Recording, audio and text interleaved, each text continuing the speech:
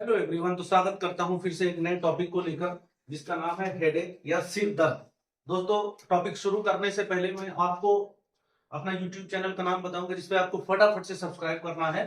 YouTube channel का नाम है डॉक्टर.मलिक123। दोस्तों, हेडेक सिर दर्द ये देखने में टॉपिक जितना आसान है उतना है नहीं, क्योंकि हेडेक यानी सर दर्द होने के बहुत सारे कारण हैं। तो मैं आपको आज थोड़ा सा इसके कैरेक्टर के बेस पे आपको डिफाइन करूंगा कि एक्यूट है, नया है, पुराना है, कितने महीनों या सालों से है, तो क्या क्या हो सकता है।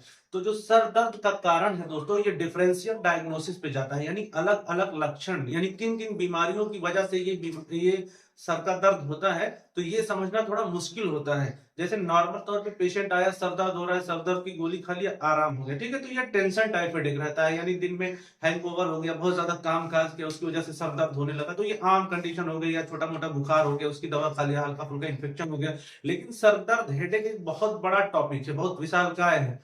तो आज मैं थोड़ा सा टिपिकल चीज बताने वाला हूँ, बहुत इजी नहीं रहेगा, लेकिन इसी को एक दो लेक्चर में आने वाले टाइम में, इसके बाद लेक्चर में एक आसान भाषा में बताऊंगा, जो कि जनरल डॉक्टर को समझने के लिए आसानी होगी। फिलहाल आज का टॉपिक थोड़ा सा टिपिकल जाने वाला है दोस्तों। तो अगर आप नॉन मेडिको हैं, यानी डॉक्टर लाइन की पढ़ाई नहीं कर रहे हैं, आपको समझने में थोड़ा सा मुश्किल होगी। लेकिन इसके बाद जो लेक्चर लेके आऊंगा और जो बताने वाला हूँ किन किन वजहों की वजह से होता है, इसको बाद में एक एक करके डिस्क्राइब करूंगा। जैसे माइग्रेन हो गया, ब्रेन हेमरेज हो गया, ब्रेन ट्यूमर हो गया, तो सबको अलग अलग तरीके से बाद में एक एक करके समझाऊंगा। पहले थोड़ा सा डिफरेंशियल डायग्नोसिस बताऊंगा, उसके बाद एक एक करके बताते जाऊंगा सब सीक्वेंस में।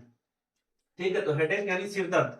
Classification based on character, character के बेस पे हम क्लासिफिकेशन करेंगे कि सर दर्द के क्या क्या कारण है। ठीक है, तो सबसे पहले हो गया एक्यूट, जो कि कुछ दिनों से है, कुछ दिनों से सर दर्द हो रहा है। तो हो सकता है इसमें मेनिंजाइटिस हो, यानी जो ब्रेन का मेनिंजियस लेयर है ना, उसमें इन्फ्लामेशन हो जाता है। एक तरीके से समझिए कि दिमाग की जो झिल्ली होती है उसमें इन्फेक्शन हो जाता है, यानी इन्फ्लामेशन हो जाता है। इन्फेक्शन के बाद उसकी वजह से सर में दर्द बना रहता है। इंसेफेलाइटिस, दिमागी बुखार, यानी दिमागी ज्वर जिसको बोलते हैं, दिमागी बुखार। तो मेनिंजाइटिस और इंसेफेलाइटिस को आप लोग कॉमन उसमें समझे कि सर में इंफेक्शन हो जाना ब्रेन के अंदर। तो जो दिमागी बुखार होता है उसी को, ज्यादा डीप में नहीं जाएंगे, एक एक करके बाद में स्टेप बाय स्टेप डीप समझाते रहेंगे। स्पेसिफिक इन्फेक्शन, स्पेसिफिक इन्फेक्शन में जैसे यूरिन इन्फेक्शन हो गया, टाइफाइड हो गया, मलेरिया हो गया, या फेफड़े की नली में कोई तरीके का इन्फेक्शन हो गया, या ट्रेकिया में कहीं भी बॉडी में इन्फेक्शन हो जाना, उसकी वजह से जो है बुखार आ सकता है कुछ दिनों से। Specific infection, head injury, sir में चोट लगा हो, पहले सर में अभी चोट लग गया हो अचानक से कोई एक्सीडेंट की वजह से, तो ऐसा भी हो सकता है कि जो है सर में दर्द हो सकता है। सब एराक्नोइड हेमरेज, ब्लड प्रेशर खूब ज्यादा बढ़ा और ब्रेन के अंदर, जो दिमाग के अंदर नसें फट गई और ब्लड बाहर आ गया, तो खून का थक्का जम जाता है दिमाग में, जिसको हम लोग नॉर्मल भाषा में ब्रेन हेमरेज बोलते हैं। हाइपरटेंसिव, हाइपरटेंसिव आपको एक्यूट में भी मिलेगा, सब एक्यूट में मिलेगा, क्रॉनिक में मिलेगा। ठीक है, क्योंकि बीपी अचानक से भी ब्लड प्रेशर बढ़ सकता है, धीरे धीरे कुछ हफ्तों से भी रह सकता है, कम ज्यादा हो सकता है, या कुछ सालों से भी हो सकता है। तो इसमें एक्यूट में हाइपरटेंशन यानी बीपी बढ़ जाना भी आता है। अब दूसरा आते हैं सब एक्यूट हिम। ठीक है, सब एक्यूट में आते हैं। सब एक्यूट में यानी जो कुछ हफ्तों से है, एक्यूट मतलब कुछ दिनों से है, सब एक्यूट मतलब जो कुछ हफ्तों से है। जैसे सेरिब्रल ट्यूमर, दिमाग में गांठ हो जाना, दिमाग में ब्रेन में ट्यूमर हो जाना।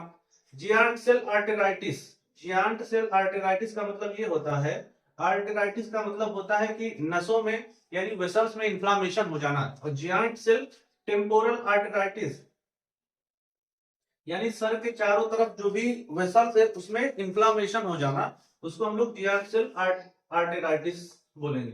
इसमें भी हाइपरटेंसिव आता है, ब्लड प्रेशर का बढ़ जाना। ठीक है, अब क्रॉनिक हेडेक में आते हैं। क्रॉनिक हेडेक, क्रॉनिक हेडेक जो होता है वो कुछ महीनों से होता है, फ्यू मंथ्स, कुछ महीनों से होता है। जैसे कि टेंशन, आदमी डिप्रेशन में है, टेंशन में है, नींद नहीं आती है, उसकी वजह से भी सर दर्द होता है। ऑप्थेल्मिक, आंखों की वजह से, आंखों की कोई बीमारी होगी, ग्लूकोमा हो गया जो आंखों के अंदर प्रेशर बनाता है, तो ऑप्थेल्मिक कारण भी हो सकता है। ठीक है, हाइपरटेंसिव हो सकता है, बीपी का। टूथ, दांत की वजह से भी सर दर्द होने लगता है, धीरे धीरे दांत में इंफेक्शन वगैरह होता है। ईयर, कान की वजह से भी होता है।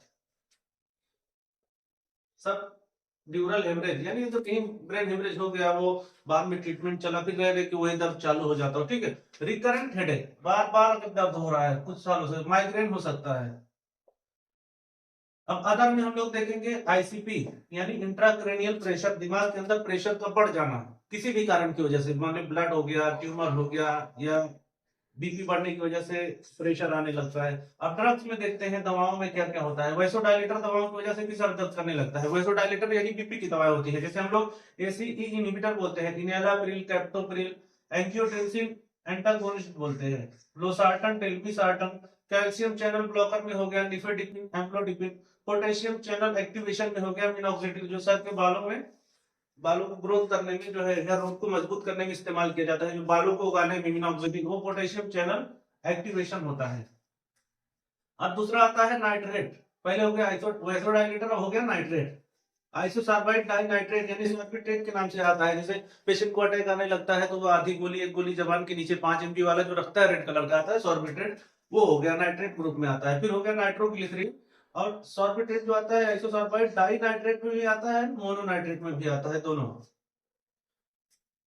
फिर हो गया मेफेंटरमिन, हो गया जो ब्लड प्रेशर बढ़ाने की जो दवा आती है, इंजेक्शन आती है, ज्यादा डोज दे दिया तो बीपी हाई हो जाए, उसकी वजह से भी होता है।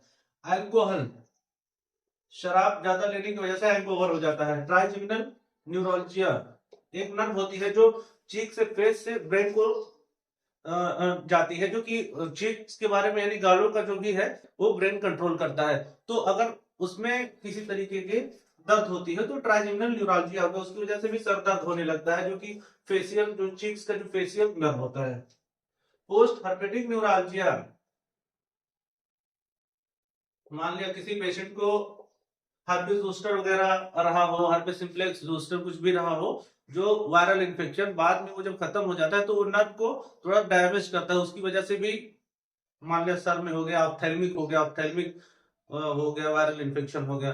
ठीक है, तो उसकी वजह से हर्पिस होता है, ऑप्थेल्मिक, ऑप्थेल्मिकस आंखों में, तो उसकी वजह से भी सर में दर्द होने लगता है। रेड फ्लैग साइन, क्या क्या थोड़ा डेंजर सिचुएशन आता है इसमें, थोड़ा क्या क्या खतरा दिखाई देता है। अगर सर दर्द के साथ कन्वर्जन आने लगे तो पेशेंट में थोड़ा डेंजर सिचुएशन आता है। परसिस्टेंट वोमिटिंग, लगातार उल्टी बनी रहे, हो सकता है ब्रेन के अंदर प्रेशर ज्यादा हो रहा है, वो ट्यूमर हो, कोई भी कॉजेस हो, नेक स्टिफनेस, गर्दन में अकड़न आने लगती है, तो भी इंपॉर्टेंट केस हो जाता है। ठीक है, अल्टर्ड सेंसोरियम, हेमिप्लेजिया, पैरालाइज हो जाता है आधा साइड का, उसकी वजह से भी होता है। और लाइफ में पहली बार सबसे खतरनाक दर्द सर का हो, उसकी वजह से भी हो जाता है दोस्तों। तो ये सब बहुत सारे वजूहात हैं। ठीक है, तो मैं इसको ट्राई डायग्राम में आपको समझाने की कोशिश करूंगा।